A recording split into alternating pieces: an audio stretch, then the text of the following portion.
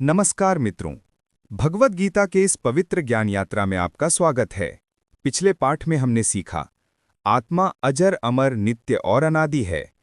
आज के इस 10वें पाठ में हम जानेंगे, आत्मा ही परमात्मा का अंश है। भगवान श्री कृष्ण ने अर्जुन से कहा, हे पार्थ, यह आत्मा मुझसे अलग नहीं है, जैसे समुद्र से लहर अलग नहीं होती। आत्मा परमात्मा का ही अंश है, शाश्वत, अविनाशी और दिव्य। जैसे सूरज से निकलती किरणें सूर्य से अलग नहीं होती, वैसे ही आत्मा परमात्मा से अलग नहीं है। आत्मा परमात्मा की ज्योति का एक अंश है, वो भीतर विद्यमान है। जब हम स्वयं को केवल शरीर मानते हैं, तब सीमित महसूस करते हैं, लेकिन जब हम स्वयं को परमात्मा का अंश समझते हैं, तब असीम बन जाते हैं।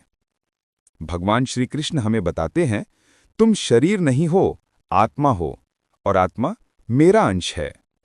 यही समझ जीवन में एक गहरा परिवर्तन लाती है। कल्पना कीजिए, सागर में उठती एक लहर अपने आप को सागर से अलग मानने लगती है। वो कहती है, मैं छोटी हूं, कमजोर हूं, पर जब उसे समझ आता है कि वो सागर का ही हिस्सा है, तब उसमें असीम शक्ति आ जाती है।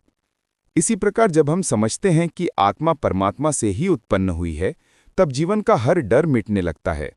तब ना अकेलापन रहता, न ही हीन भावना, बस एक असीम जुड़ाव। हर आत्मा में परमात्मा की झलक है, इसलिए दूसरों को छोटा समझना भी अज्ञान है। हर व्यक्ति में वही दिव्यता है, बस उसे पहचानने की जरूरत है। इस समझ से मनुष्य में करुणा, प्रेम और सेवा की भावना जागृत होती है। जब मनुष्य आत्मा को परमात्मा का अंश समझता है, तब भक्ति गहरी हो जाती है। अब वो भगवान को कहीं बाहर नहीं खोजता, वो उन्हें अपने भीतर अनुभव करता है। प्रार्थना केवल शब्द नहीं रहती, वो अनुभव बन जाती है। ध्यान केवल तकनीक नहीं रहता, वो मिलन बन जाता है। जब हम गुस्सा, तनाव या दुख में होते हैं, तब याद रखें कि हम परमात्मा के अंश हैं। कोई भी परिस्थिति हमें तोड़ नहीं सकती, क्योंकि हमारी आत्मा अटूट है। ये ज्ञान हमें स्थिरता और आत्मविश्वास देता है। जो व्यक्ति इस सत्य को समझ लेता है, वो भय, मोह और माया से परे हो जाता है। वो जीवन को एक खेल, एक यात्रा की तरह जीता है। न उससे चिपकता है, न भागता है। वो हर परिस्थिति में संतुलित रहता है। मित्रों, आज के इस 10वें पाठ में हमने सीखा, आत्मा परमात्मा का अंश है। आत्मा में असीम शक्ति और दिव्यता है।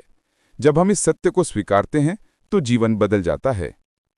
अगले एपिसोड में हम सीखेंगे, पाठ 11, बिना कर्म कोई जीव नहीं रह सकता। जय श्री कृष्ण।